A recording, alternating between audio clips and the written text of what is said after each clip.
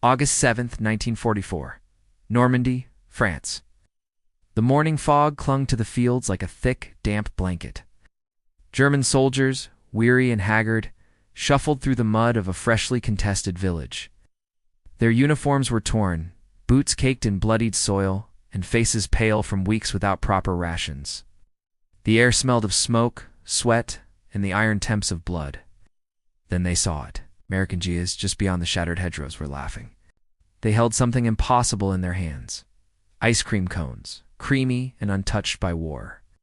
The post froze, staring as if the scene were a mirage. How could anyone in the midst of hell itself be enjoying dessert? See it with your own eyes, wrote one stunned German corporal later, but your mind refuses to believe it.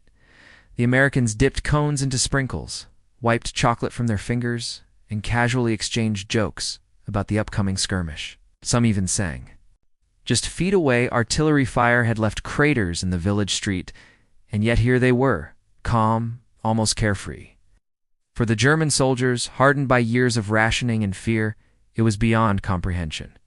Morale, they had believed, was a fragile thing, broken under hunger and loss. Yet these Americans, well-fed, laughing, seemingly untouchable, turned that assumption upside down. They could not understand it, not yet.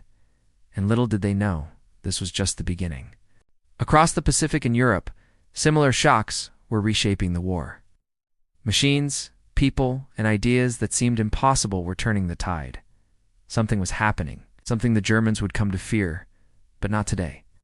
October 26, 1943, 15,000 feet above the Solomon Islands. The sky shimmered in hues of gold and blue, broken only by the silhouettes of approaching Japanese Zeros. In the cockpits of the Imperial Navy, young pilots laughed, confident in the superiority of their aircraft. "They're slow," one shouted over the roar of the engines. "Clumsy, easy targets."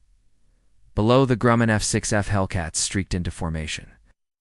On the ground, mechanics had sworn it would never match the Zero's agility. Yet here it was, sleek, imposing, and ready.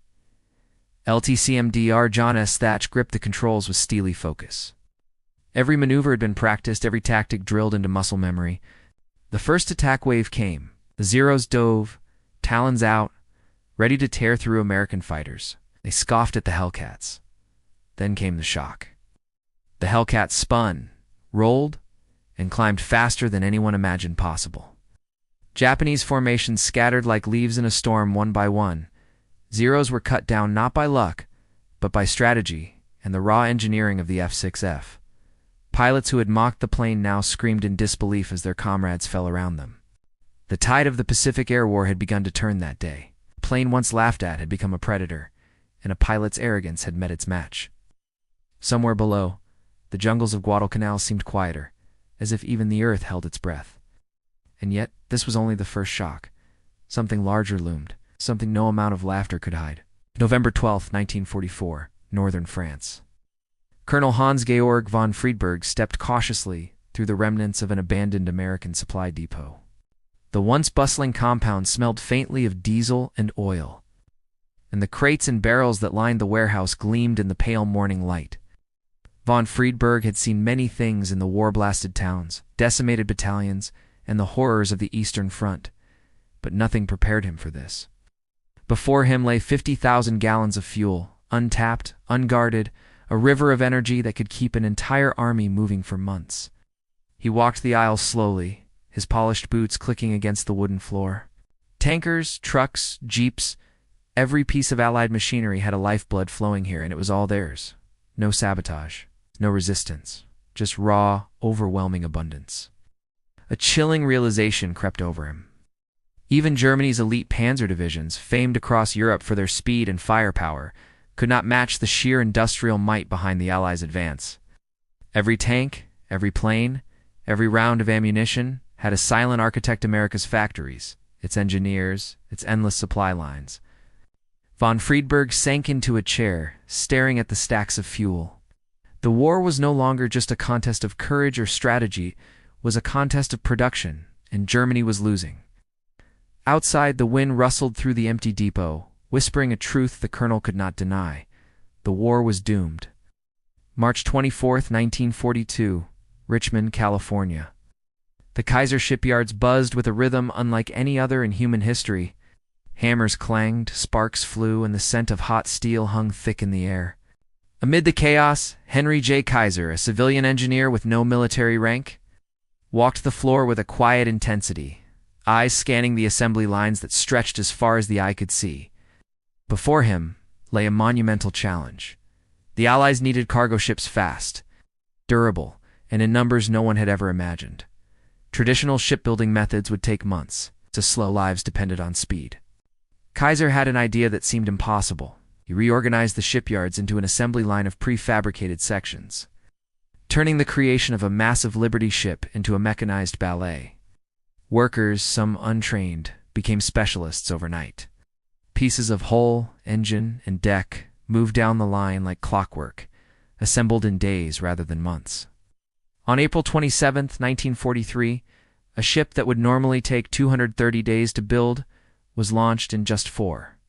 German spies, who had been monitoring production, could scarcely believe it. Reports described it as alchemy, a magician's trick wrought in steel and sweat. Kaiser's innovation did more than astonish enemies. It rewrote the rules of war logistics, proving that sometimes a single mind working with a team of determined civilians could change the course of history. And yet, even with this miracle, battles still raged across oceans and continents, each one demanding courage, cunning, and sheer willpower. One such story would unfold next on A Ship That Should Have Been Lost. May 10th, 1942. Pearl Harbor, Hawaii. Smoke still curled from the battles of the Coral Sea.